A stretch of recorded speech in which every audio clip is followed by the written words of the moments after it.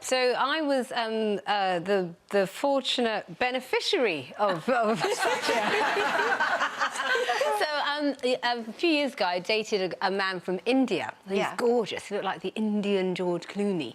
And anyway, so he was from a part of India where that's what they do. So you're sort of, you know, you come of age and your mother brings the Kama Sutra and sort of shows you pictures. Sort of between sort of 13-ish, that kind of age. Puberty, brings the Kama Sutra and sort of shows you the pictures, and you sort of by yourself practice for a few years, you know, and then when you're sort of the right age, oh, don't knock it. I'm very happy. I'm just trying to picture how they practice on their own. Yeah. Don't all teenage boys practice on their own? Yeah, but not with the Kama Sutra. At least this, they've got pictures to show them what to do. It looks like they're doing yoga. Exactly. So they practice, you know, the sort of the hand gestures, as it were, on their own, and then when I think teenage boys practice the hand gestures on their own.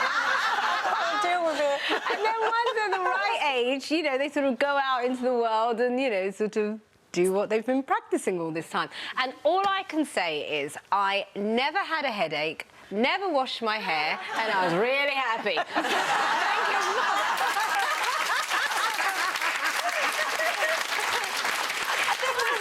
Interesting about this is, you know, when you sort of put it out there about a mother teaching her son to be a good lover, and it sounds quite shocking, but when you actually read what she's saying, it actually makes sense. And the sort of context behind it is she's saying that teenagers out there, they're bombarded with internet porn. So they're not not necessarily seeing loving sex. Or I don't know how playful sex. Or even respecting a woman. Yeah. So she's talking more about making sure that her son understands a woman's needs and that how a woman can feel and this sort of thing. And actually, I agree with her. I think that she's talking a lot of sense, rather than just going, this is how babies are made, throwing a condom at them and going, right, don't get any diseases, off you go. Which, you know, a lot of mums will do, and you know, even that's not bad, because at least you're still something. At least it's something. I've got two boys, so I'm not excited about this part of their life. But I do agree with you in the sense that you need to teach your children love and respect and how to treat a woman and a man and anyone in their life. But I don't necessarily think that comes through sex. I think that there's always been unrealistic images of women and sex in the media, on the internet, even before the internet. You just need to give them good morals and values. I don't think you need to tell them where and what. I mean, I agree with all that. but in our day, you know, if a teenage boy wanted to look at porn, he had to stand outside a newsagent's and gather and go in and pay for it. And then it was.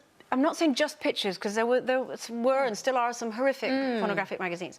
But more often than not, it was, you know, fairly tame. The stuff that is on the internet now is a whole different so easily ballgame. Accessible. It's frightening. It's really frightening. And what's interesting as well is she says when she was speaking to her 17-year-old, he said to her, "Mum, you're 3 years too late." But they had already been accessing the stuff on their phone in year 9. I'd never had the conversation with the kids about what to do sexually or anything, but I'd been there to take them to, like Lauren, to go on the pill and whatever, and Louis the same. Like I spoke to him, and what you have to remember is that you both have to enjoy it, you know, because until I met Mark, I thought, oh, I didn't realise I was meant to enjoy it as well. Let's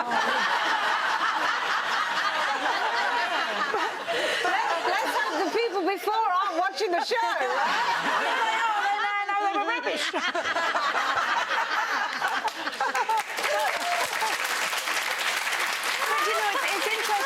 That you say that, you know, and it is funny, but it can also have quite serious connotations if there are girls going out there and maybe, you know, their only boyfriend that maybe they stay with for a long time, and I know you did this.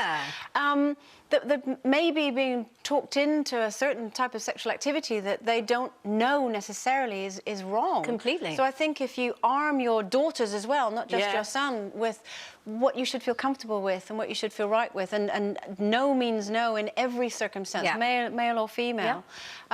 Don't be frightened of sex. When you talk about sex, you always look a little bit scared. Yeah, because I find it really intimate and really personal, and I find it really difficult to bring that out with everybody, because that's between me and my partner. And I agree that there should definitely be conversations about limits, what's right, what's wrong. But then when it comes down to the actual act of how you like it and things like that, I think I would be so intimidated if a man came up to me and said, I've been learning the Kama Sutra since I was 13.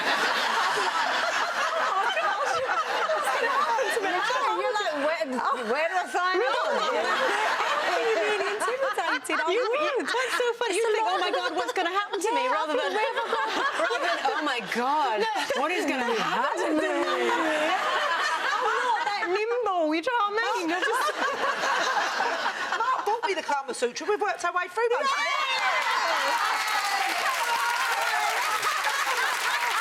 For more Loose Women action, click here.